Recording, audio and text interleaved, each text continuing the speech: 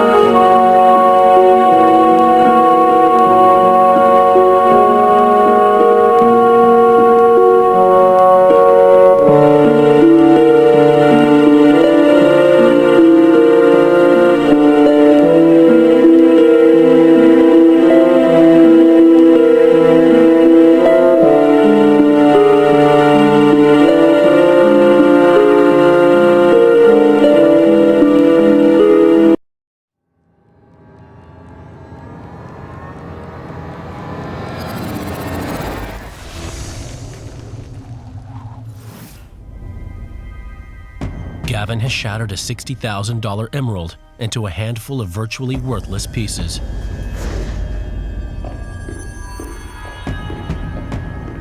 Now he has to break the news to his team.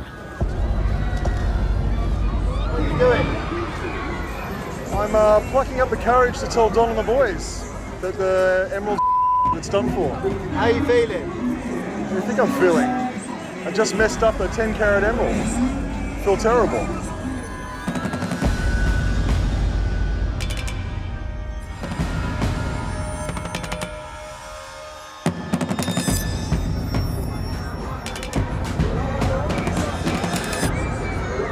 The emerald.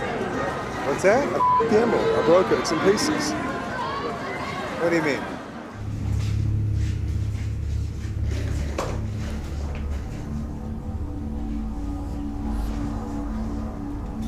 You pressure shattered these, Gavin. I did everything like I always do it. I didn't do anything different. I mean, they're completely toast. What do you want me to say? It's done. There's nothing you can say. Gavin's made a basic mistake. He applied too much pressure on the stone with the blade, causing a tiny imperfection to expand, destroying the gem. The stone's shattered. I mean, the emerald's gone. 60 grand in the toilet.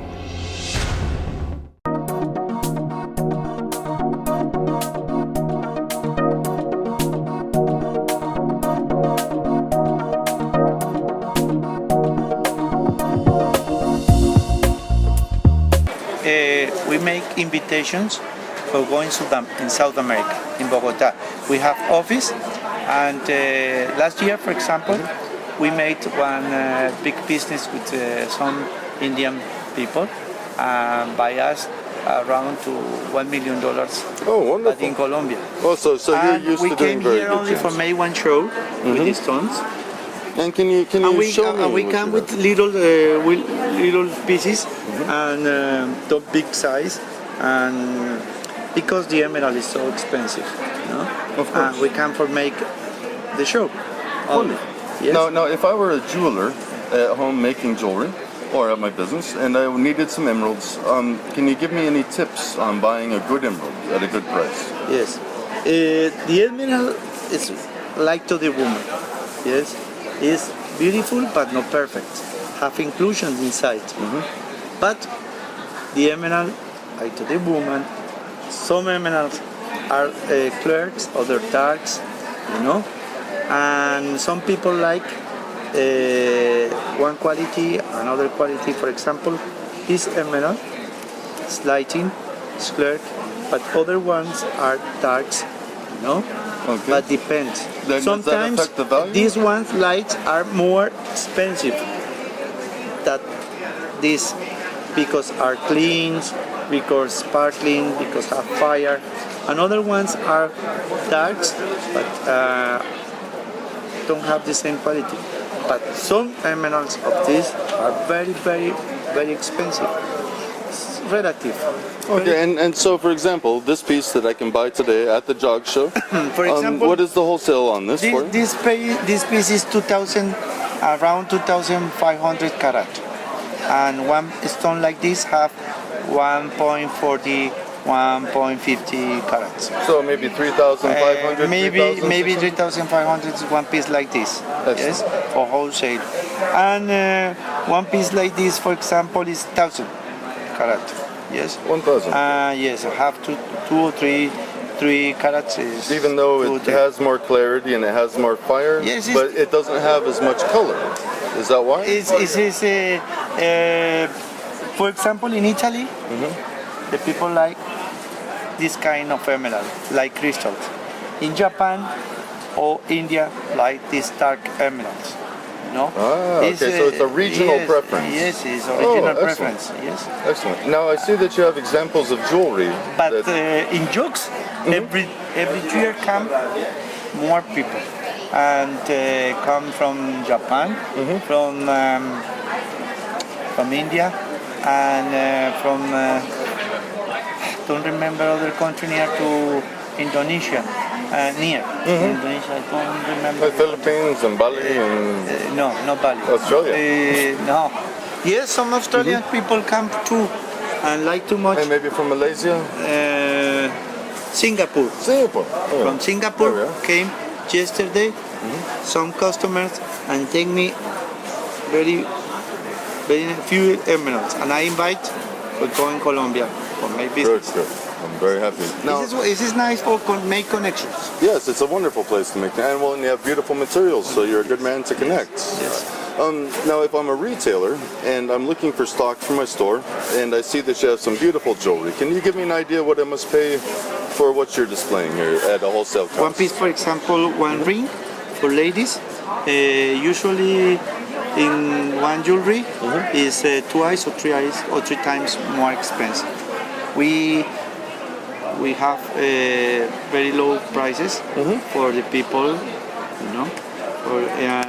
One ring like this, for example, 1,500, 1,500. That's a very nice price. Yes. Have emerald, diamond, handmade, good gold. But if you want to buy one piece like this, No, it's expensive. no. And I noticed that you have another ring here that's interestingly set with For diamonds example, and one piece emerald. like this for man. Oh, it's a man's ring. It's a very beautiful One ring. man ring. Yes, handmade. Is this made in Colombia? All is made in Colombia. By your firm? Yes. Okay. And if I'm a retailer again, how Yes. much would I expect to pay at the jog show for this? $2,000. $2,000. $2,000. Have 18 carats of gold. 18 karat gold. Yes. Oh, that's yes, wonderful. Yes, yes. And the last piece that I can talk about right now is the beautiful cross that you have on there, the crucifix. Now, that's a really wonderful piece. Can you tell me about it? Yes, these ones made with gold, 18 karat, handmade, and emerald. And one piece like this is around to 1,500. Oh, it's a very nice piece. Yes, it's very good price. Even though it has so many stones, it's still only 1,500? Have two carats around That's nice. and have 16 or 17 grams of gold.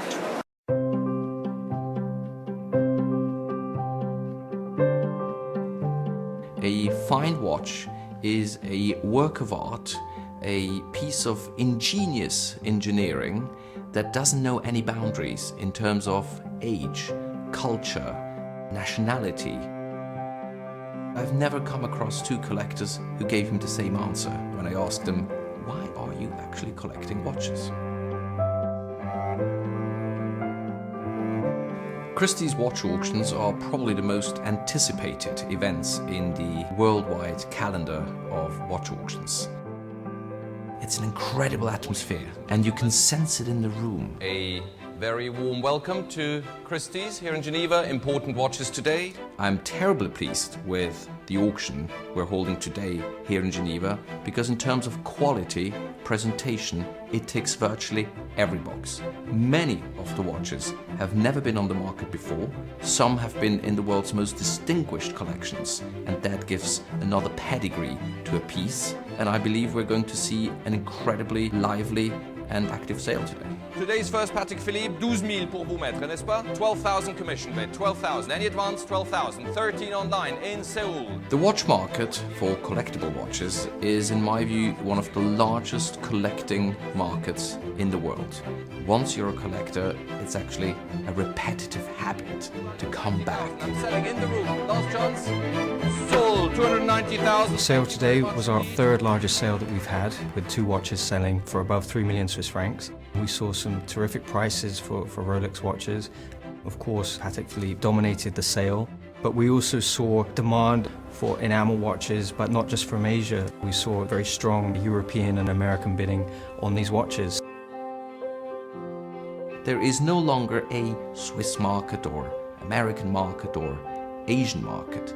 It's a worldwide market. What they're looking to find at Christie's is guidance, and that we help them, if this is the watch of their dream, to become the new owner of it. We have a formidable team of specialists around the globe who look after them, and they have very deep and long-standing relationships. Some are trained watchmakers who are perfectly skilled to take a watch apart and analyze the date of a screw in the movement. Others have a profound historical understanding of watches. There's another part of the team who are the leading specialists when it comes to the market. They know exactly what is where, who looks for what, what's the right value. We are living and breathing watches night and day. 2628. Thanks to this extremely well-connected community of watch collectors, and the facilities that Christie's offers today, there is pretty much a 24/7 engagement with our collectors. In the room, 3 million Swiss francs. C'est ici, dans la salle, à 3 millions, 3,200,000. Thank you, sir. 3,300,000. Adjugé dans la salle, 3,300,000. They know exactly what they're getting. The best scholarship, perfect advice, and everything that one can expect from the world's leading auction house.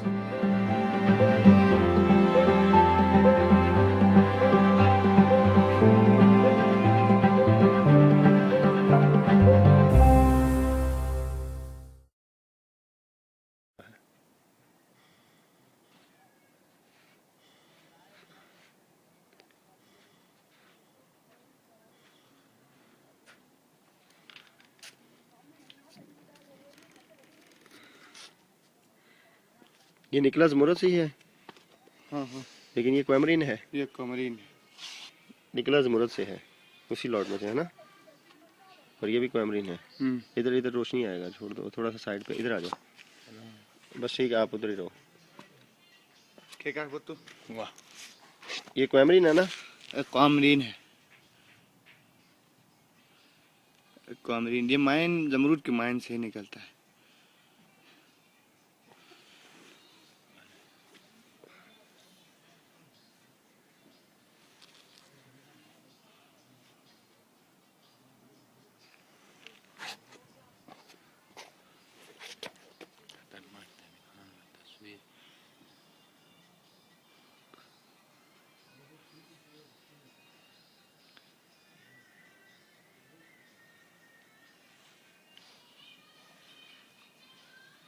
ये कौन इतना रोगी है ये जो गाने लगाता है?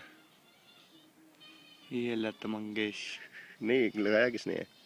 ये अशदर ने। नहीं Mansura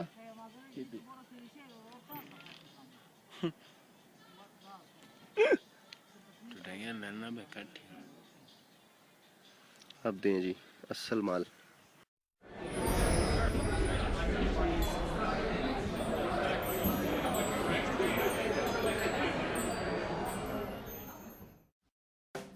Emeralds have fascinated mankind forever. From Cleopatra of Egypt, who is said to have carved an emerald with her image as a gift for Julius Caesar, to the Spanish Empire, the Romanovs, the Napoleonic Empire, the British crown jewels, the Mughal rulers of India, and the Shahs of Persia, it became very clear that no great royal jewelry collection would be complete without an impressive selection of emeralds. The finest emeralds originate from Colombia and have always commanded a higher asking price in the market. The mines of Muzo in particular have produced emeralds with the famed pure green color and are famous for their size and their purity. The history of the legendary mines of Muzo began with the discovery of the New World by the Spanish conquistadors in the 16th century. Undaunted by local tribes and the inhospitable terrain, the Spanish were soon able to start a supply of great emeralds through the jungles of Colombia to Spain, to Europe, and the rest of the world. Today we see great emerald jewels on the red carpet worn by Hollywood royalty, jewels that are manufactured by famous houses such as Boucheron, Bulgari, Cartier, Van Cleef & Arpels, and Harry Winston, to name just a few of them. And you see them in all sizes and all ranges. You can see the light here. So this is the good pieces. Translucency, color, cutting and texture. These are the four elements that distinguish top quality jade. This jade pendants costs 10 million Hong Kong dollars, which is about 1.5 million US dollar. While it may not be as popular elsewhere in the world, jade has had a special place in Asia for hundreds of years, particularly among the Chinese. It symbolizes longevity, purity and wards off evil spirits. Chow Tai Fook says jade is their second most sought after gemstone after diamonds. Today, China's growing legions of wealthy consumers are snapping up jade items and driving up prices. After all, with local bank deposits offering minimal returns and lackluster stock markets, why not park your cash in jewellery? Unlike most natural resources or commodities, there is no index or clear market price for jade. The value of individual items is determined by experts and then sold at auction or at select shops. The best items are made of jadeite, found almost exclusively in Myanmar. Not only is it rare, the US has banned imports of it from the Southeast Asian nation because of concerns over labor and human rights. Top quality jadeite is actually very hard to come by. So market demand has always been high. But in the past 5 years, there's been a significant increase in prices for jadeite. This set is up for auction in Shanghai next month. It could go for a bargain price. Christie's estimate is $400,000. But of late, pieces have been selling for several times their estimates. Take this jade cabochon ring, for example. In May, Christie sold it for more than $2.5 million, 5 times its estimated value, to an Asian buyer. But even as prices climb, jade isn't the kind of commodity to invest in for a quick buck. All the jewelry I have, I bought it to make a present to myself for this very successful career. And now I have another desire, bigger. I want that this jewelry will help a lot of children to have a normal life.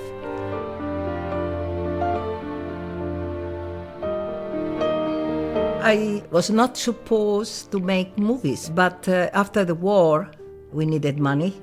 So I started just to have some money to the family. Then the success came suddenly very strong. So from being hungry during the war and being a star was a big change.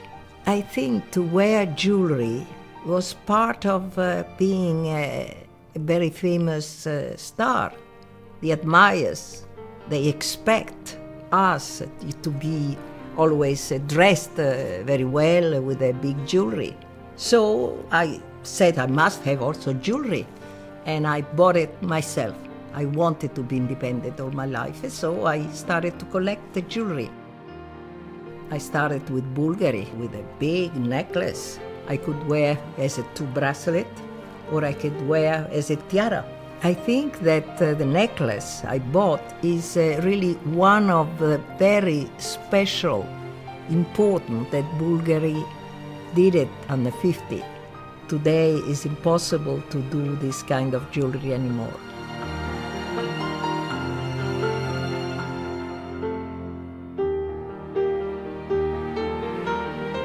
Howard Hughes wanted to bury me, but I was already married, so I said, no. And he said, I gave you all the jewelry you want. And then I said, I don't like jewelry. Of course, I lied. I got quite many of David di Donatello, but the one I have that was for the most beautiful woman in the world is the original. So was done in gold by Bulgari, and then the others copies. When I was doing photojournalism, I went to South Africa and I was invited by Oppenheimer. And I went down to the gold mines and the diamonds mines. And that day I gave good luck to them because they found the 9th biggest diamonds in the world. So because of that, they gave it to me a diamond, 5 carats, still on a stone. So I cut the stone and I made a cut, so it's nice.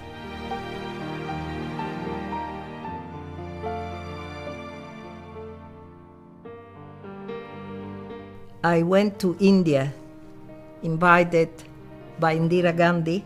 I fall in love with India. It's the place that is in my heart. I bought the necklace in New Delhi. The necklace is beautiful in the front, but is even more precious in the back. They do it a very precise work, and the necklace is antique. One very nice piece of the collection The jewelry are the pearls, quite big, antique. They come from the old royal family, Habsburg. I didn't want to separate me from the jewelry before, but now sadly I did it without any regrets.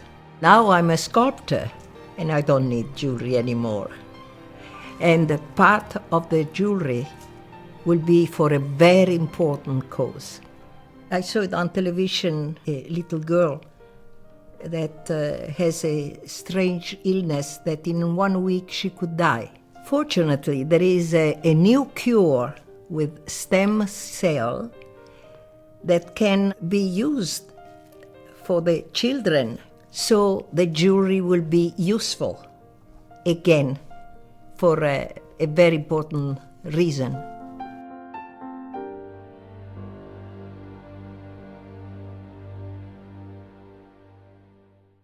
Welcome to Heritage's official auction of the Long Beach Expo. Floor sessions are June 4th through 6th, with the premiere session scheduled for the evening of Thursday, June 5th. Enjoy these highlights from an assortment of rare and outstanding U.S. coins up for bid. Lot 4262 is a seldom seen original proof 1841 half cent, graded PR64 by NGC. It is one of just 4 coins reported by NGC and PCGS combined in full red condition, with no others certified finer than PR64 red as of May 2014. Large berries on the reverse differentiate the original proofs from the first and second restrikes. No business strike 1841 half cents were issued, and all of the 1841 proofs are rare, but an original red proof is preferred by many collectors. Lot 4404 is a remarkable 1854 seated dime in MS67 condition by NGC. This coin is a classic example of a sleeper date in high grades.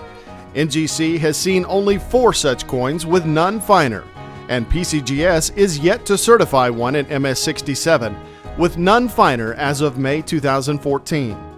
Seated dime specialists won't want to miss this opportunity. The coin is brilliant and frosty with light golden overtones, and it is of registry set quality.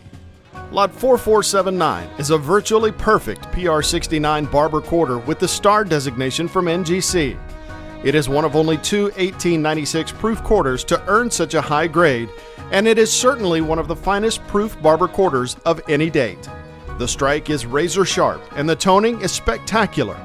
Neither PCGS nor NGC has seen a finer cameo proof quarter as of May 2014, nor are they likely to surpass this coin anytime soon. Lot 4724 is among the finest 1895 proof Morgan silver dollars we have ever seen in terms of its quality for the assigned grade and its wonderful eye appeal. The 1895 date is a proof-only issue, despite a reported mintage of 12,000 business strikes, which is most likely a mint accounting entry error.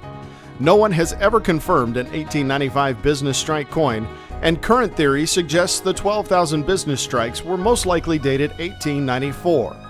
Historically known as the King of Morgan dollars, a quality 1895 proof is always an important event for Morgan dollar collectors. Lot 4842 is one of only 3 proofs known for the 1845 half eagle. This is the John J. Pittman coin. Certified PR64 cameo by NGC, this is the first time in 15 years this coin will be available to collectors in a public auction. The coin has unrivaled visual appeal with rich yellow gold color over deep mirrors and bold frosted devices. It is an important piece of numismatic history. Lot 4996 is the single highest certified 1912 proof double eagle by PCGS. This coin is an excellent example of the sandblast format employed by the mint from 1911 to 1915. An estimated 40 to 50 proofs survived, but PCGS has seen none finer than this MS67 example. It displays fully struck devices and a wire rim around both sides with unblemished surfaces and tremendous eye appeal. This exact coin holds the current price record for a 1912 proof St. Gaudens double eagle and should be at the top of the wish list for any registry set, type, or proof double eagle collector. Lot 5016 is a rare and memorable $16 gold ingot graded AU58 by NGC, issued by Moffitt & Company, one of the earliest and most successful private gold assayers and smelters during the California Gold Rush. This piece is the only example graded at NGC. PCGS has graded 2 others at AU58, with none finer as of May 2014. These small rectangular gold ingots were made shortly after the opening of the Moffitt & Company business in June 1849. By August of that year, the company had switched to the business of minting private gold coins. Perhaps only 15 to 20 of the small $16 gold ingots survive. Bidding is now open for this auction. Floor sessions are scheduled June 4th through 6th, and the premiere session is the evening of June 5th. For more information and details, log on to ha.com/1206. Thank you for watching, and good luck. To prove what it was. Do not let his tough guy look deceive you. It's top of its class. A stone this beautiful can make even a grown man weep like a baby. It made me cry when I saw it. Pretty sure it will make most people gasp at least when they see it. Oh, look at that. You are looking at one of the most precious, valuable opals in the world. A once-in-a-million lifetimes discovery. I think it's a miracle. Bobby is the Australian miner who found the opal. After a long and hard career in mining, he sold his tools and retired. You get it when the good Lord's ready to give you a bit of it. Just then, someone handed him one last bucket of dirt. The dream of finding a stone like this that keeps them going every day. Something shiny caught Bobby's eye, and after he chipped away at it for 6 months with a dentist drill, this is what he found. That gives you a buzz, I can tell you. A 306-carat stone with the most impressive color, clarity, and size. And even for opal experts, it takes their breath away. As good or better than anything that's ever been found. Bobby is now ready to share his gem with the world. It's just mesmerizing. And he's picked Catherine Jetter, a Santa Fe jewelry designer, to sell it. It's the Hope Diamond of Australian opal. She was born in Australia herself, and Jetter really loves her opals, but she never imagined in her wildest dreams to see one like this. Oh my goodness.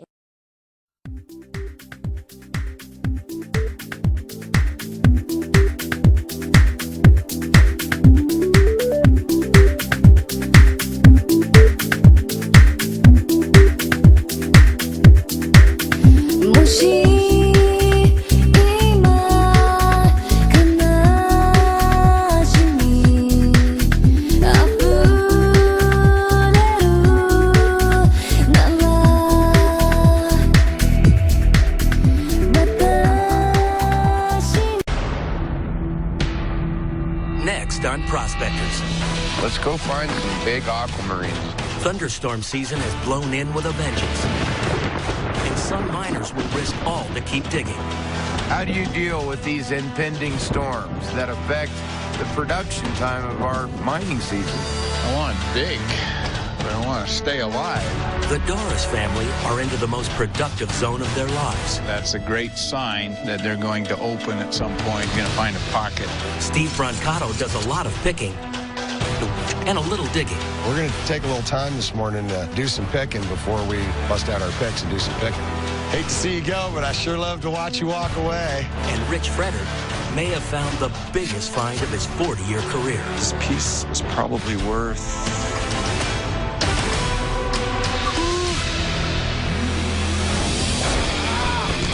They're Rocky Mountain treasure hunters. Oh, look at that, look at that. It's Jimmy. Looking to strike it rich. Yes.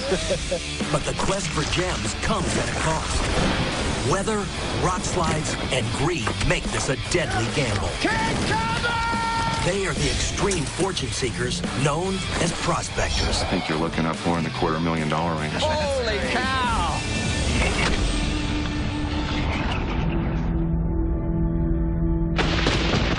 It's late July in Colorado, where an upward movement of warm, moist air has produced a series of thunderstorms in the Rockies 100 miles southwest of Denver.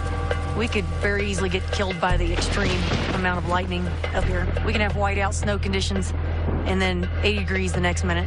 And for those who make their living in the mountains, often they have to take their chances. The clouds are building, but I'm not worried yet. I think we might have a little rainstorm possibly, but not major thunder. In reality, the Doris family is just hours away from being hit by a thunderstorm moving in from the south. See the peg? See how that's running there and then it dips. And then you got this one coming down. This pegmatite is directly above the large pegmatite that produced the Icon Pocket. That can't be. Found just last season, the Icon Pocket was the Doris family's biggest find of their career. Look at that thing. Icon was right back here. And it might be the same pegmatite. Pegmatite is a special kind of granite containing large grains of crystals. The goal is to follow the vein of pegmatite in the direction the crystals increase in size with the hope that it leads to a pocket. This is the top of an Amazonite. This is a nice smoky quartz, definitely coming from the floor. If the Dorises are lucky, a pocket as great as the Icon Pocket will be there. That's a great sign that they're going to open at some point. You're going to find a pocket. You don't find very many structures like this back here. It's real good looking. Potential for some real good specimens exists. My biggest fear for Joe this year is that he won't do as well as he did last year. There you go. Oh, that's nice. When you hit like that, it's kind of hard to match that high water mark again. I think he may encounter something that I'm kind of feeling nowadays, too, is maybe go dig something else for a little bit. You want to get those crystals. Patience. Steve Brancato has spent more than 10 years hunting for aquamarine on Mount Antero. But today, he's moving into Joe's neighborhood of Lake George. My gut's just telling me that the best thing for me to do is to get out and hit some other ground. This is my good luck charm here. You know, Lake George is a good jumping off point. This part of the state has always just given me a real good feeling. What? Oh my God. It's been productive. It kept me fed through the winter. Didn't have to go get a job working for anybody else. This is gonna be phenomenal. Holy shnikes. Last winter in Lake George, Steve pulled almost $40,000 retail value in Amazonite. I got the rent paid, Mama. And today, Steve has struck a deal with Eric Hendricks to mine on Eric's claim. No 1968. If, in fact, Steve makes it to the claim. I got a 69 for you, son. Over here ready to dig, and Steve's been out picking up junk at the garage sale over there, and I only get 1 day a week this week, so I got to make it count out here. That's kind of neat. Eric and I are heading over to his claim today, and we've stopped off at the neighbor's house to talk to them about accessing through their property. That one would take a little work to get it going again. As it turns out, they've got a pretty cool little junk pile here. Oh, look at that. I'm going to put it over there. That's too cool. I like that. Did fairly well, I think. Found some cool stuff. Got a little good luck charm I'm going to take with me up to the claim. He's going to be my mascot. Hopefully my cat won't mind.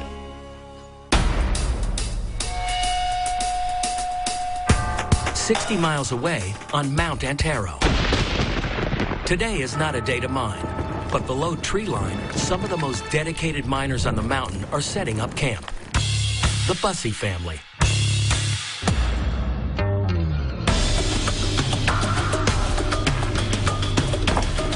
Probably going to take that next pole right on the other side of you, Yolanda, so Okay. don't trip over it. All right. I thought it was lightening up and moving out, but I don't believe it's going to. Today we come up to set up camp. Call us crazy or the Swiss Family Robinson or the Clampets. Really don't know what to call us. My wife is Hickory Apache as well as Navajo and Pueblo, so I often refer to them as my tribe. And setting up camp means taking a cue from Yolanda's ancestors. We're going to set the 3 main poles to our teepee structure. I grew up here in Colorado, and my hopes and dreams, when I was a little girl, was just like everybody else, to have a house and white picket fence. Another foot. But my life has been so much more adventurous. You might have to do this by yourself in the wind sometime, Eli. You got to know this. I've been on Antero as a rock hounder for over 20 years. This is our 8th year at the claim. There we go. Awesome. For myself and my family, we've got a lot of experience up here. We've had a lot of people that think it's really awesome that we've raised our kids out here. It's good to have them understand what nature is all about and to be able to live in nature if they need to.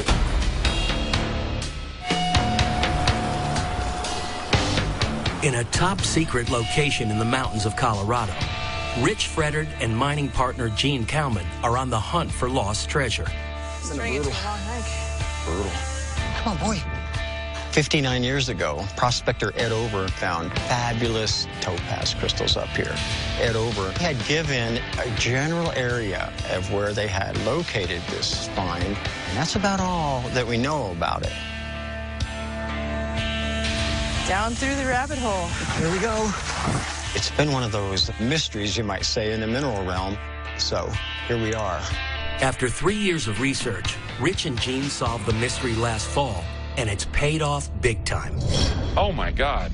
Over 8 months, Rich has found a dozen topaz crystals weighing over a pound. Wow, look at that. This is only a part of the pocket I just hid. Brian Lees is the only person that has a piece of the topaz that Ed Over found. People have been looking for this secret location for 60 years. We won't talk about this with anybody, but it's going to be hard. This is an historic discovery. Really an historic discovery. Yeah, here it is. Until Rich and Gene can finish cleaning out the pocket, I'm going to clear this off. the location will remain confidential. Looks good. Nobody's been here. We're going to go mining. The same as Ed Over had kept it hush-hush and quiet, I'm still keeping it top secret. Oh, man, look at him. We're just laying on the top. Wow. Lots of people, if they know what you're finding and where it is, they will suddenly be helping themselves to your find. That was just the loose stuff on the bottom and the floor. Wow. What Rich is finding is called float, or gems that have eroded out of the pocket itself. I haven't even attempted to dig in to the material to find crystals yet. I'm just raking with my hand. There could be bigger and better topaz hidden within the rock walls. Oh, gosh, in 5 minutes, just fill up a handful of topaz. Oh, my goodness. I'm excited about getting into the pocket area. Oh, boy, what a thrill. Oh, that's a big one. Oh, my gosh, it's everywhere. Oh, gosh, I'm coming out with handfuls. He's clearing all that out so it doesn't fall on our heads when we're mining. Making the Bussey claim safe to mine could prove fatal for Chris. Oh,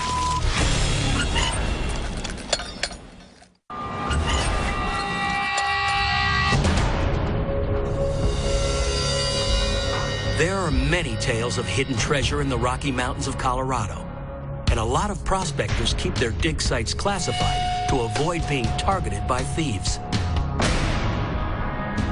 my gosh, it's everywhere. Another one. And another one. And when a miner is making finds as big as Rich and Gene's, secrecy is paramount. Wow. Some of this just stands out. I can't believe the size of some of these. They're in a rich topaz zone, first mined by legendary prospector Ed Over. He's one of the prospectors that is like our hero. Edwin Over, also known as Ed Over, he was very successful. A lot of these old-time gemstone prospectors were some of the first in their trade to bring gemstones to the market and say, hey, you know, there's other countries on the planet here that have gemstones. You know, not just Brazil, not just Africa. We have gemstones right here. Oh, yeah, I got a big one already, a nice size one. This is just incredible. You know, maybe 20 minutes of being in there, and then bam. Oh, that's pretty. Topaz can be found worldwide, from Russia to Namibia, Brazil to the U.S. Colorado topaz usually comes in clear, blue, or sherry colors. But what Rich is finding is a rare pinky peach. That color's nuts. Look at this one. Oh, that's pink. That's intense. I noticed as I got deeper into the pocket, and it is diving down, the color seems to be richer. It's hard to believe the quantity here. Oh, it is. I've never seen that in light. I believe that the pocket that we're working right now is larger than any topaz Ed Over had ever found here. Gene, I got it falling out of the ceiling here by the pound. This pocket is so important. It has all the markings of being my retirement pocket. You're gonna have your hands full just picking a topaz out of this. If you were to tell people this, I don't think anybody would believe you, you know?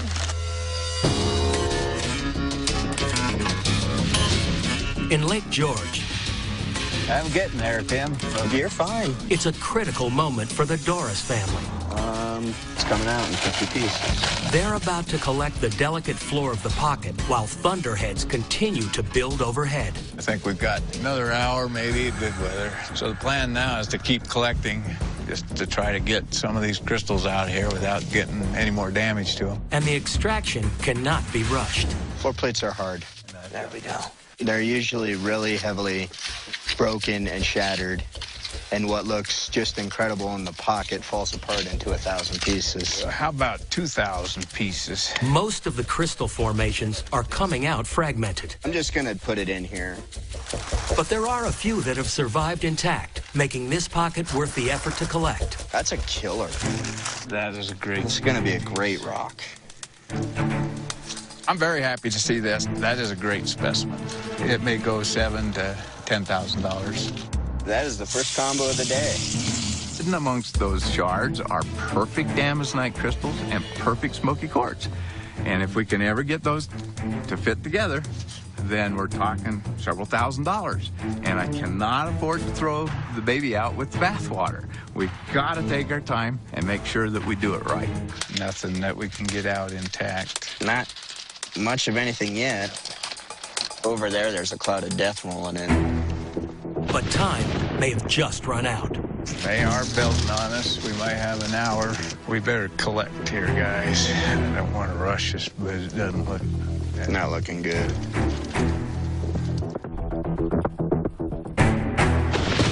The storm could not come at a worse time. Looks pretty black out there. The Doris family can't rush without the risk of missing a valuable crystal. Yeah, we got 10 or 15 minutes, I think. And the open pocket is at an extremely delicate point. I still hear thunder. Particularly at this elevation, those clouds can build above us in moments, and the next thing you know, you've got a lightning bolt down around your ears. What do you want to do? I want to dig, but I want to stay alive. 60 miles to the west and 3,000 feet higher, the skies are clear overhead, making it safe enough for Chris and Eli Bussey to hit the claim for the first time this season. You safe, man?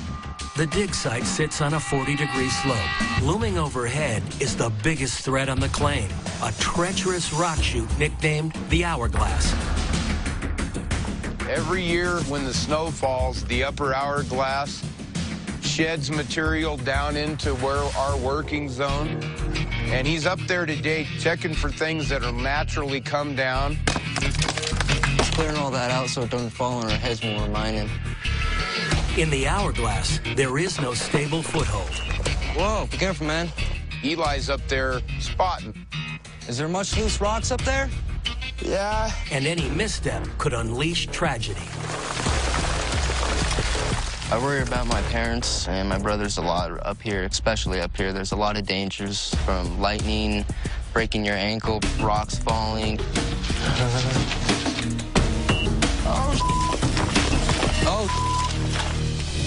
What country produces 97% of the world's opals? The United States, Brazil, or Australia? The answer when we return.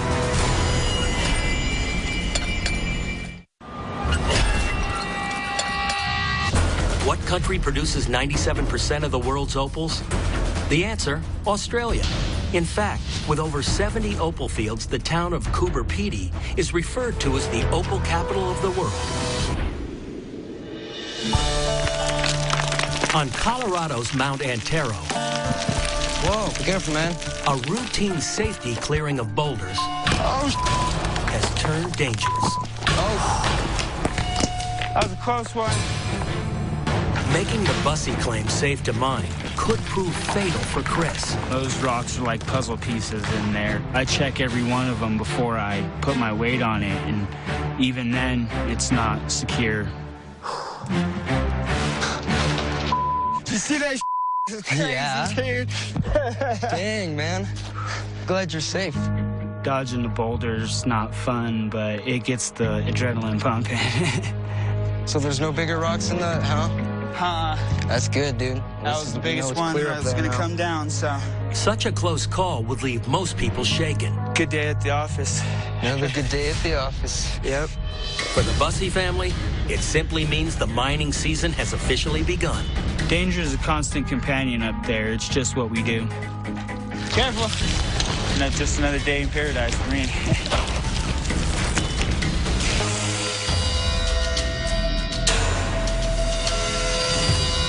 Over in Lake George,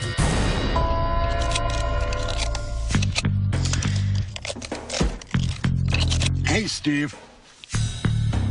rather than mining with Eric Hedricks, Steve Brancato is getting the lay of the new land. Hey! Who knows where Steve went? Eventually we'll get something done today, I hope. Steve, it seems, has taken up mushroom picking.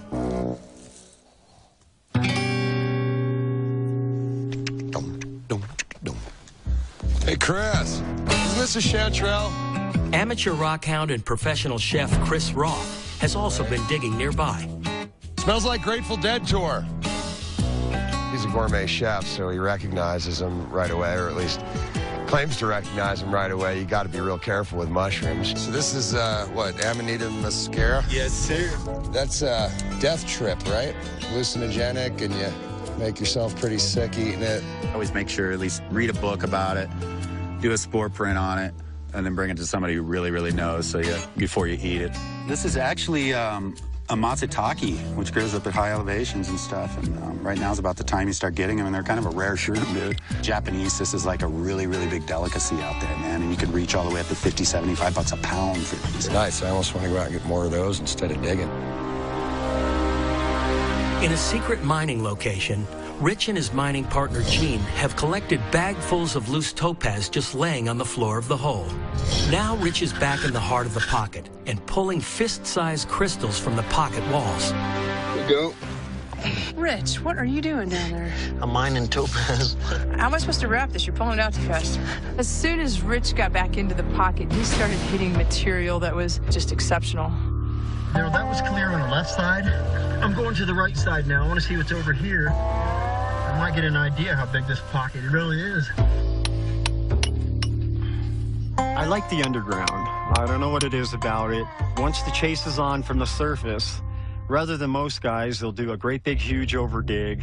I'll go ahead and I'll start tunneling in. Ooh, Gene, look at this one. One of these. That is awesome. There's about $3,000 right there. Oh my gosh. Did you look at this? How much? I noticed it had some good color. You know, I was a stope miner over in Cripple Creek. My day job was to go down hundreds of feet underground and then be drilling off of a wooden platform up on the gold veins. Total darkness except for that lamp. It's just exciting. Look at this long, slender one. These are rare. Look at that. That's double terminated. These are killer. The crystal has two naturally faceted ends because it grew in the pocket without any contact from hard rock or other crystals. Cleaned up, that is... That's beautiful. I'm working on a bigger one. And for this pocket, a bigger topaz is not only possible, but probable. Rich continues to pull out amazing topaz. Oh boy, we got a good one. But what'll the value be once they're cleaned up? This piece is probably worth... Whew.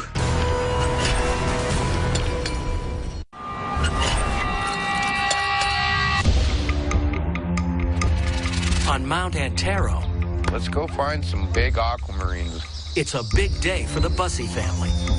How about one that's so big it can't fit in my pocket? That's even better. We are open for business. It's time to go get some aquamarines. The Bussey family is only the latest in a long line of treasure hunters to make their living off the mountain.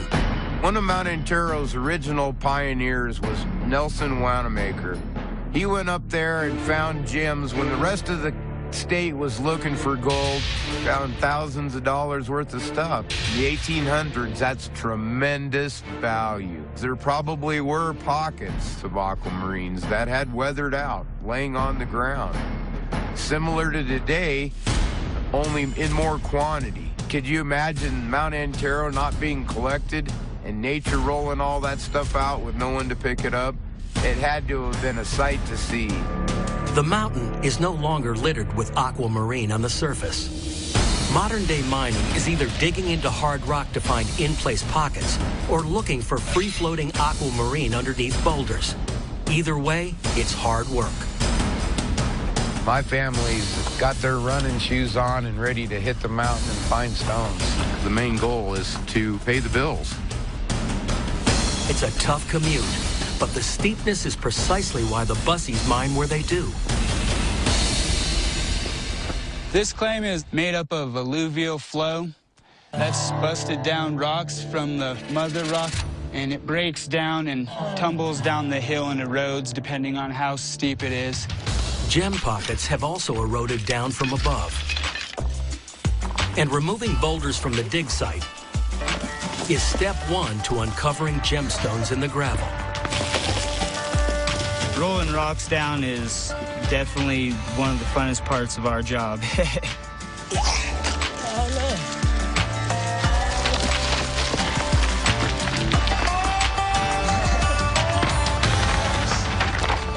That was awesome.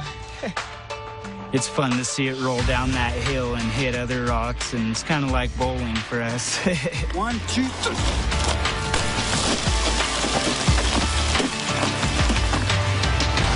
With the boulders sent on their way, the Bussies can begin raking the dirt in search of aquamarine.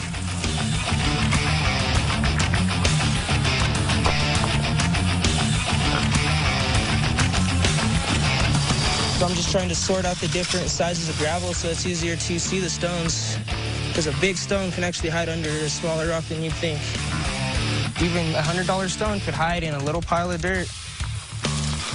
You really have to comb through it. You don't want to miss anything. Oh, here's a nice one. Big old chunk. Nice. Possibly go for anywhere from $75 to $100 as a pendant, because it could be clearer than it looks on the outside. Some of the roughest stones can be the prettiest gems in the middle. Yeah. Those stones have some value, but they're not the value of a true transparent gem aquamarine. Transparent is the best, translucent is okay, opaque is not as valuable.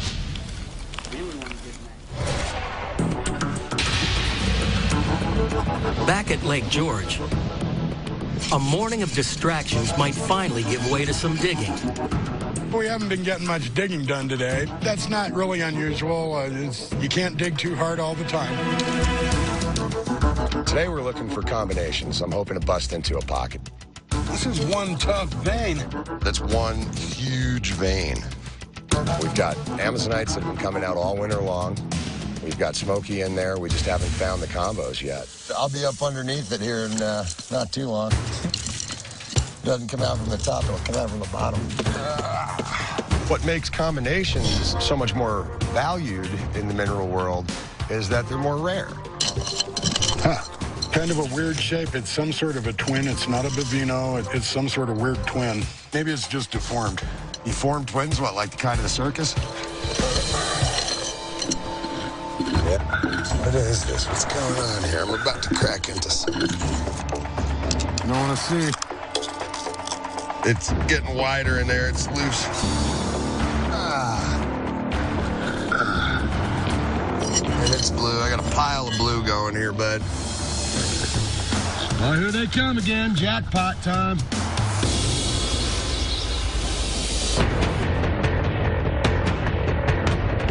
A few miles to the southeast at the Doris claim. What's that weather doing? It's blowing south. We still got a few minutes. The first crack of thunder comes at a very bad time. Even though we've got thunderheads building on us, I cannot rush this operation. Still a good-sized thunderhead behind us. The moment you become rushed, possibly we're going to damage a specimen.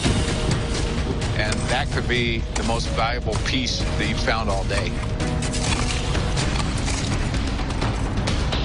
Collectors are looking for perfection, and number one, perfection in nature in this regards is almost impossible to find. Right on the other side of this right here is where there should be some, yeah, there should be some stuff. Billion-year-old crystal with an intact termination is miraculous. So if you're to chip that, you've just reduced the value of that piece, I'd say by about half. We're gonna have to go back to the car. We got too much lightning, guys. So we're back in. The threat of the lightning has forced the mining operation to come to a halt. The Dorises leave the pocket and hope that the elements won't damage anything within it. Hail coming in. Here it is. Hail? Yeah. And when there's no mining, there's no pay.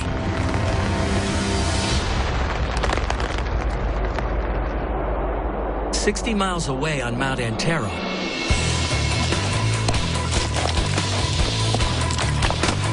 I've pulled out like 4 or 3 nice, like almost inch-sized little crystals. the Bussey family is mining in full force. 3 separate work zones, all of which are producing aquamarine. Whoa, stop. Look. Left, right, left, left. Where? Sweet! Check that one out, Chris. That's sweet, bro. $100 stone, easy. It's not more. Heck yeah. Heck yeah! I enjoy the fact that my sons and I have been up here and learned this stuff together, and now that they can come up with or without me and produce a nice income. Nice! Oh my God. Yeah! It'll be a job for the rest of their lives. Oh, dude, it's a quarter, a big one. That's at least like 60 carats. That's probably $300 to $500. They can always come up here, mine enough stones to take care of themselves, and they'll start having kitties and more stones left to help take care of the little ones. So it does my heart good to see them up here today.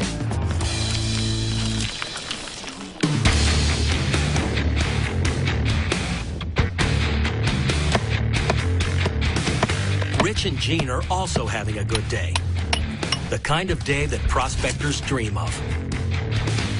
Rich, next time you come out of the hole, I just noticed there's a widening crack here on this overburden. Above me? Yes. Where at?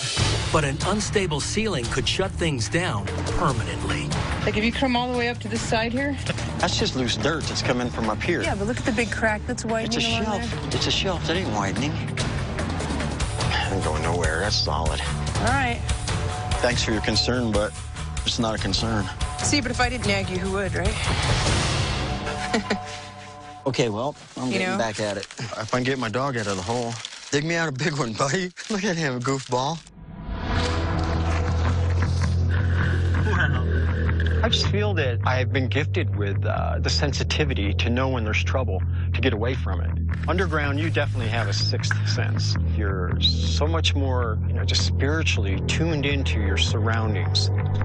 What's this? I'm working on something a little bigger.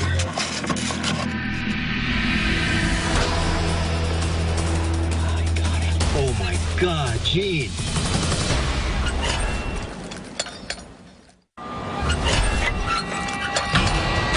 Oh, my God, Gene. Oh, my goodness. Back at their top secret dig site. Oh, boy. We got a big one. There's going to be a big crystal. Getting quiet down there. I know what that means. When I'm quiet, she knows I'm up to something. You're working on something you're not telling me about yet. Oh, I got it. Hey, Gene. What? I got a big crystal. Rich and Gene have already scored approximately 15 grand in topaz. This is killer. Oh, my goodness, it's huge. I got to show you this. And Rich is betting his lucky streak isn't over. Should I crawl down in there, or are you I'm coming out of the hole. Oh, you can believe this. Look. Oh, my God. Look at the color. Rich. That's a big topaz crystal. It's 10K plus. The ones half that size went for 10,000. No, I'm going 20. Oh my gosh. I'm so excited. I took my time. I wasn't going to say nothing to you while I was doing it, but... Oh my God, look at the color. That's the deepest color I've seen yet. It's a tangerine-colored topaz. The color is deep and rare. Look at the size of that, Rich. And it's complete terminations. Look at the top. The topaz is by far the sweetest prize in the pocket. I've seen a lot of crystals, topaz crystals in my life. I've dug a lot, and I've never seen anything this big. Hey. Rich? What? Hey, I'm looking for a bigger one. This day went fantastic. I mean, we pulled out, of course, the big one, but I'm equally excited about the smaller ones also. But you ought to weigh that. This is easily almost a pound of topaz just out of the screenings. Awesome. But this is what we're after. The best color that I hope for to come out of here would be red, which is called imperial topaz. It's the finest there is. And the colors are give an indication that it could happen. With the topaz we found today, conservatively, I'm gonna guess about $30,000. And the pocket's not done yet. I truly believe this is my retirement pocket. Oh, that color's phenomenal. In Lake George, it's going back further in, it looks like. The storm that hit the Doris family earlier is closing in on Steve's dig site. Oh, it's getting wider in there. It's loose. And it's blue. I got a pile of blue going here, bud. All right. I'm starting to see blue. I'm getting excited. That's an indicator that I'm just busting into another pocket. Eric's Yeah, this is great down in here. A lot of cabbing rough. The Amazonite is good to be cut and polished for pendants. You know, he's been waiting for me to show him some combos. But Steve was hoping to make a more valuable find, Amazonite in combination with smoky quartz. Even worse, thunder signals that the storm has finally arrived. It's enough for Eric Hedricks to call it a day. You heading out? Yeah, shortly here. I'm just packing it in. It could hit us pretty good anytime. I was hoping you'd see more than just the same old come out today, man. Well, I'm excited, Steve. That's really nice down in there. It's coming right along. This is a good spot. I've been in this hole for 10 years. I've gone home empty-handed many, many, many times. At least I was out doing what I love to do. Hate to see you go, but I sure love to watch you walk away. We just got some sort of middle grade stuff. We did all right, you know. I mean, it's still producing money. It's just more of the same. I'd like to see something really spectacular come out. A few miles from Steve, the storm has passed the Doris claim. That's a good group. That's an outstanding group. Affording Joe and Tim the time to collect this delicate pocket. Good rock. This combo, if it cleans up, it'd probably be worth between $4,000 and $5,000. You don't really ever see this quality of Amazonite ever. The crystals that we have and that have been produced are such a good quality that anything that comes out that's complete is valuable. Oh, that's better looking than I thought. Tim, I really think we've got something. I think this is going to be a notable pocket. Look at this. That's a good rock. That's a great specimen. And that'd be about $5,000 to $7,000 when it's cleaned and prepped properly.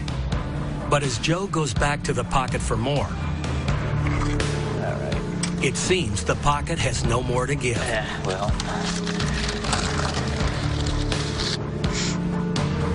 I'm fairly confident there's not much more of this pocket. We're back into nothing but shards.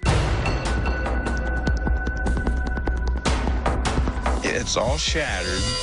Even though it's a killer pocket and we've gotten some good rocks, it could have produced a lot more. If it had been more intact, this would have been the best one ever. Best one ever. It's still pretty damn good. Still awfully good. It is very discouraging because the potential that this pocket had would have made it perhaps the best pocket ever found here. But there's always tomorrow, and there's always the hope that there's going to be another great pocket down the line. 60 miles west, the thunderstorm that hit the Doris family hours earlier has finally reached Mount Antero. Hey, Dad, that weather is starting to move in on us. Just hearing it rumble all over the place. It's getting pretty close, huh? No, I want to make a day of it. Every day on Mount Antero is that tough decision. Do you take shelter Do you evacuate? How do you deal with these impending storms that affect the production time of our mining season? I think everybody should hang tight for a half hour or so and see what it does. Decided to stick it out, but this can backfire on us. Better be ready, evacuate quick. Gonna start raining at any minute here. Scary thing about lightning is it doesn't have to be right there. It can strike from 2 miles away and get you. I'm still optimistic we can get the rest of the day in. We'll see. What gemstones are commonly heat-treated to enhance color? Topaz, tanzanite, or sapphire? The answer when we return.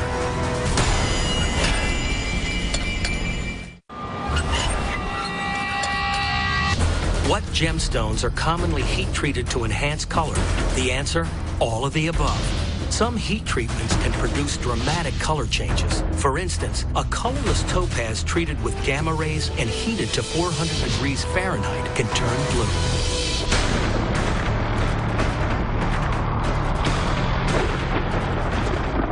Welcome to Mount Antero, aquamarine, smoky quartz, lightning snowstorms. On Mount Antero, that's getting close. The Bussey family has pushed their mining day as long as they can. I think we ought to go ahead and get our gear and get out of here. As the static comes in, we have to change our mind and evacuate. Everybody be careful going down the hill. I'll come out last.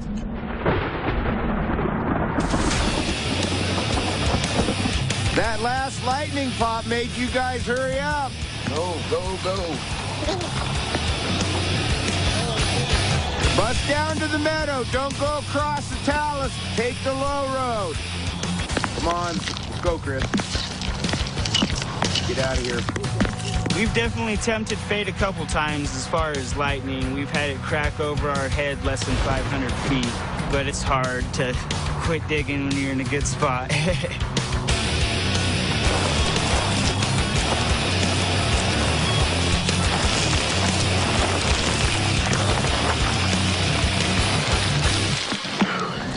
Off that mountain just in time today. The rain came and the hail came in. We had a great start to the day, a good start to the season. I think we got about $1,500 worth of stones today. We're excited about that.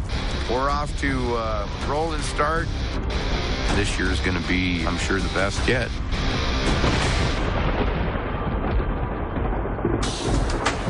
At the Denver Gem and Mineral Show, Rich Frederick is finally ready to reveal his historic topaz find to the world. Here we are. Holy cow. Look how those things cleaned up. Wow.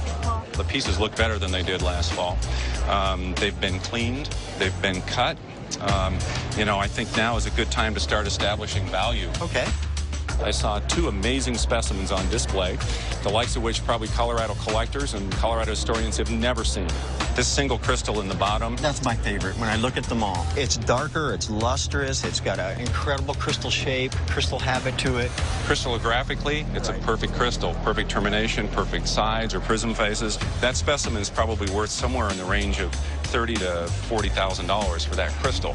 And you've got several others that aren't that far behind it. Oh, you know, no, you've got a beautiful mass. I mean, this actually, the crystal to its right, it's not as long, but you can actually see into it. You can see the color and the quality of the crystal. So therefore you establish somewhere in the 25 to 30 range on a piece like that. So that entire case, at least 100 just for that group of minerals right there. Wow. And then I hear you've got some more pieces back in your booth. Yes. So let's go take a look at those. All righty. We haven't seen specimens like this in the past 60 years. They're even better than the Edover pieces from the 1950s. So really a significant discovery. This one was about 2 weeks ago. So just somebody got on a little sticky tack, but take a look at that. Wow. Now this piece really excites me too. for a well-formed topaz crystal. Fantastic specimen. You said this also came from the tribute pocket? Yes. Wow, wow. That's the pocket that just keeps on giving. The topaz weighs in at an amazing 3,687 carats. Take this into consideration with the other pieces from this pocket. It's probably in the top 6 pieces that you've found. Man. Top 6? Top 6 pieces is one of your finest crystals. This piece is probably worth $25,000 to $30,000. $25,000 to $30,000? Holy cow. Incredible. I'm totally thrilled. This is the best season ever so far. I got a big crystal. With a cache of topaz estimated to be worth upwards of $145,000, Rich Frederick is indeed off to the best season of his career. Nice aqua there, babe. Yeah, nice one. And despite a first day cut short by storms, the Bussey family found about $1,500 in jewelry value gems. Oh my God. Steve Brancato found enough Amazonite to pay for lunch and gas. And though the Doris family's Amazonite and smoky quartz pocket came out more broken than intact, the major pieces could be worth about $40,000. That's a good rock. That's a great specimen. But there's 12 weeks left in the mining season, and more treasures just waiting to be unearthed. Experts confirmed what George Walton already knew. His 1913 Liberty Head nickel was the real deal. Unfortunately, Mr. Walton was killed in a car crash in 1962, but his heirs never lost faith in his belief and have held on to the coin for 51 years. The nickel is going up for auction and is expected to bring in between $2 and $5 million. The reward has been a long time coming, as the nickel was previously declared a fake. He acquired the rare 1913 coin in the mid-1940s by trading around $4,000 worth of collectible gold coins. At that time, the nickel was already legendary, as there was believed to only be 5 in existence. Born of shaky provenance, the coin's origins were discovered when a previous owner traced its creation back to the likely illicit activities of a mint employee. It wasn't until 2003 that Walton's nickel received acknowledgement of its validity and value when a Baltimore coin event offered a reward for its uncovering. Overall, rare coins are rapidly escalating in value. The upper echelon of them have increased their worth by up to 50% in the past year alone.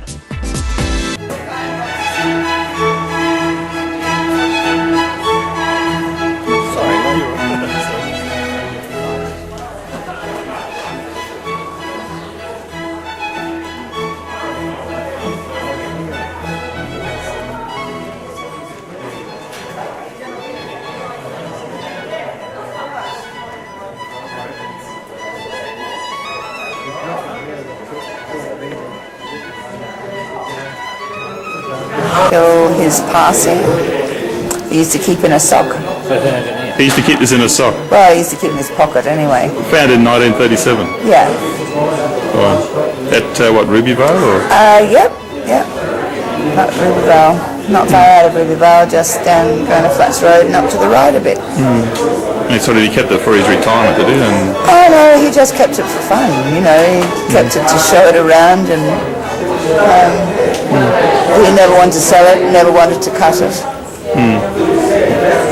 I can't remember when Mick died. It was a fair while ago now.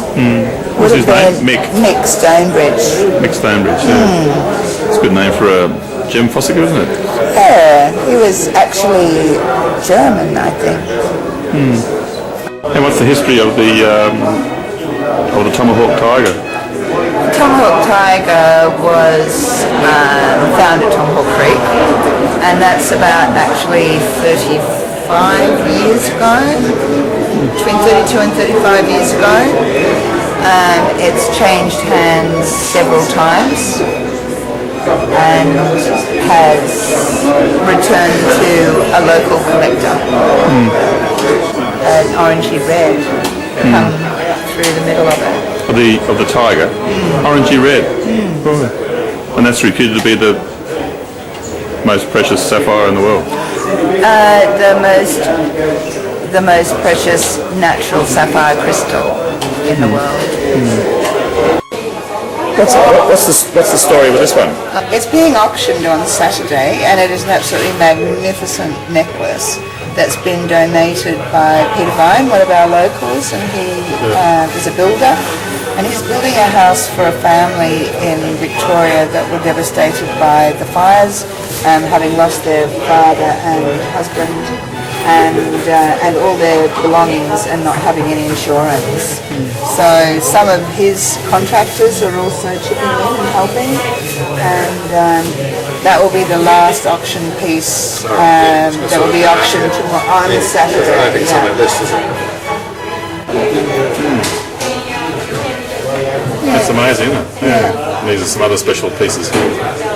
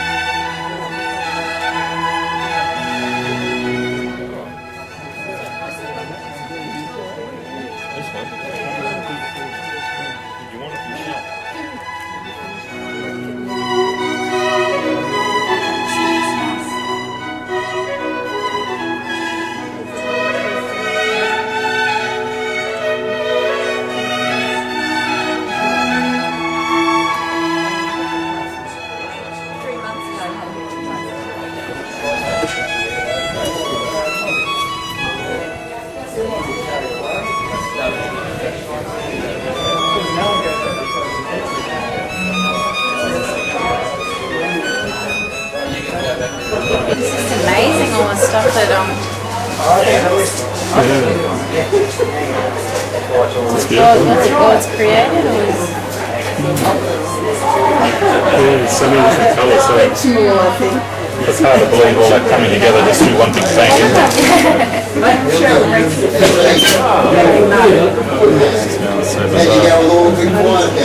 Still the patterns and the colours meshing together.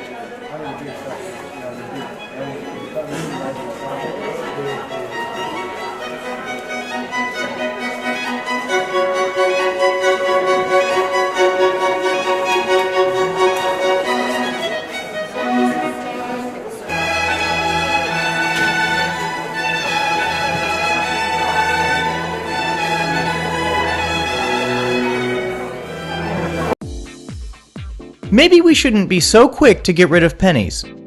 Recently, someone shelled out $1 million for one rare cent. Co-chairman of the Texas Rangers, Bob Simpson, purchased a 1943 S bronze Lincoln cent. Professional coin grading service has looked over the coin and certified it as genuine.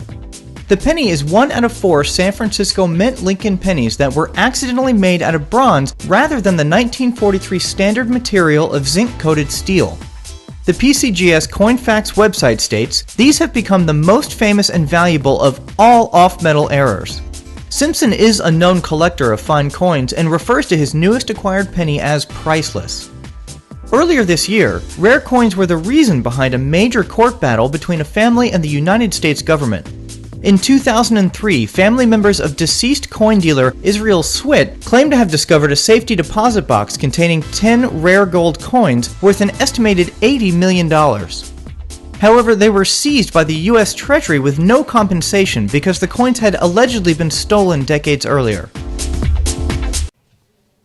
He's widely regarded as one of the greatest writers of all time, and now the public are being given the chance to see the priceless signature of William Shakespeare close up. This 400-year-old scrawled autograph will be the centrepiece of a new exhibition in London this month. It's located at the foot of a deed manuscript for a £140 property in Blackfriars and is one of only 6 known signatures penned by the playwright. Well, obviously it's a legal document, so it's a very day-to-day document from the period. But it does tell us about the property. It tells us roughly where it was. It equates to St Andrew's Hill today, which is down in the Blackfriars area. Although the buildings are all gone, I mean, they were swept away in the Great Fire. If you go down there, you can actually see the street layouts pretty similar. So you get a feeling for what the area was like and where they were. It also tells us a bit about Shakespeare's circle, really, because he had 3 trustees who signed the deed. One of them was John Hemmings, who published the first folio, so it must have been a very close friend of Shakespeare's. But another one of them, very interestingly, is William Johnson, who we believe was the same William Johnson who was the landlord of the Mermaid Tavern, which is one of the legendary taverns in the city of London that I think people like to think that Shakespeare spent a lot of time there with Ben Jonson and Marlowe talking about their plays and presumably drinking quite a lot of beer. The signature will be on display at the Shakespeare and London exhibition at the London Metropolitan Archives from May the 28th to September the 26th. Welcome to Heritage Auctions November 2014 Beverly Hills, United States coin event. Floor sessions are on November 6th and 7th, including a premiere session to be held on the evening of Thursday, November 6th. Our online signature internet session follows on Sunday, November 9th and Monday, November 10th. Lot 3813 is the finest certified deep or ultra cameo seated dollar seen by either PCGS or NGC by virtue of its Proof 67 grade and the NGC Star designation. Although 1,000 proofs were reportedly struck, not all were sold and the extras were subsequently melted. As a rule, seated dollars are rare in deep or ultra cameo regardless of date. Typically, fewer than a dozen exist for any one date, and this coin is unquestionably the finest for 1870. Lot 4225 is the seldom seen great rarity of Hawaiian coinage, the 1883 12.5 cent piece or eighth dollar in Proof 62, graded by PCGS. Just a few proofs of the issue were struck, and no business pieces were ever made.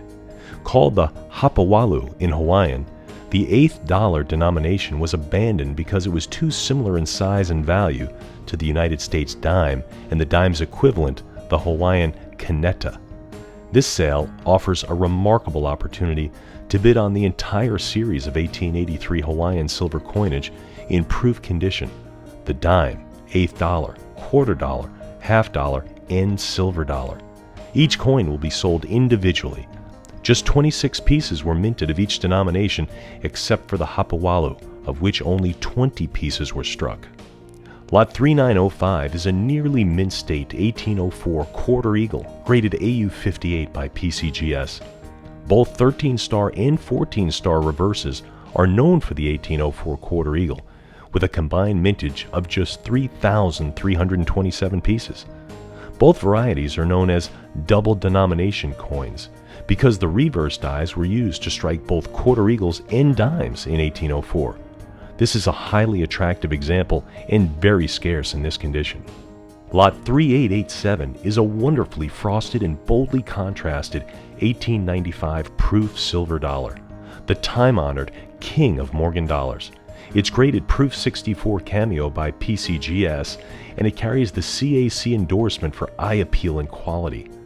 The Proof 1895 dollar is a rarity by circumstance rather than by mintage. No business strikes were struck at the mint for the year, leaving proof examples the sole representatives of the Philadelphia date. A normal mintage of 880 proofs were struck, but date collectors are forced to acquire a proof example to complete their collections. There are never enough proofs to fill that need. Lot 3985 is a scarce and underrated Charlotte Mint 1842 half eagle with the large date. It's graded Mint State 61 by NGC. Because the small date 1842C half eagle is such a rarity, the large date variety is often overlooked. It is extremely rare itself in mint state, especially when original and attractive, such as this coin. The strike is bold for the issue, and branch mint gold remains extremely popular. This coin is both a sleeper and a keeper. Bidding is now open for this auction. Floor sessions are November 6th and 7th, with the premiere session on Thursday evening, November 6th. For more detailed descriptions and images, log on to ha.com/1211.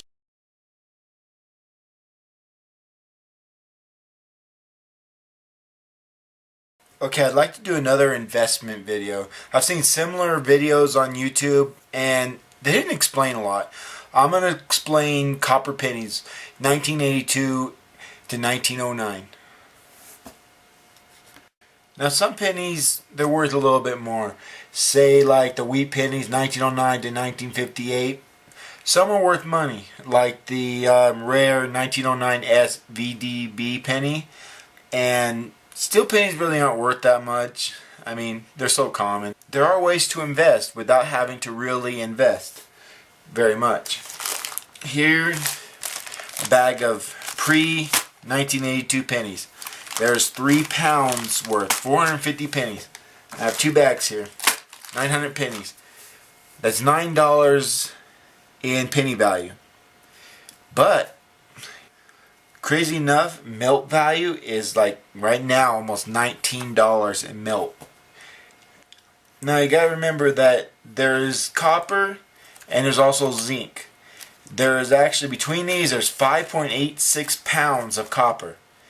And there's only 0.3 pounds of zinc. So there's a lot more copper in here. I think it's like 5% per penny is zinc. So there's a lot of copper in these. That's why these are getting harder to find, because they're being picked up. It's good to keep these pennies, even though it's illegal to melt them. Laws do change, and they add up quick. But melt value wise, it's a good investment. You know, just put them aside, put them in a jar. Anything that's 1982 and below, just store it. I mean, this has taken me a long time. Normally, if I was investing something, I should actually go to the bank and buy like $25 of pennies at a time to actually triple my amount of pennies. This is just for my change. I mean, it's probably taken me 4 years to get this many. Actually, probably not that much. Probably about 2 years worth of saving.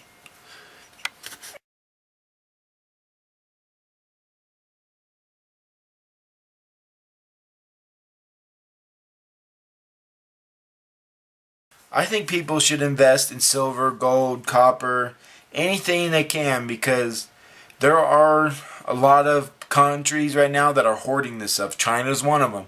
They're hoarding every natural resource we have, every precious metal they're trying to hoard and take. So who knows how much copper may eventually skyrocket. I was disappointed that silver took a dump and gold, but I kind of expected that, and it's probably going to stay low for quite a while. So all I say is it's a lot cheaper to buy it right now. When people start selling it, it's going to take a while for people to start selling it again. This is just a short video. Now I can say save your pennies. Like I said, 1982 and below, and they're worth 2 cents a piece. So saving a penny is almost double your investment. So thanks for watching. Subscribe, like, share, and look for other videos. Who knows, I may keep doing investing videos. It's hard to say. But thanks for watching.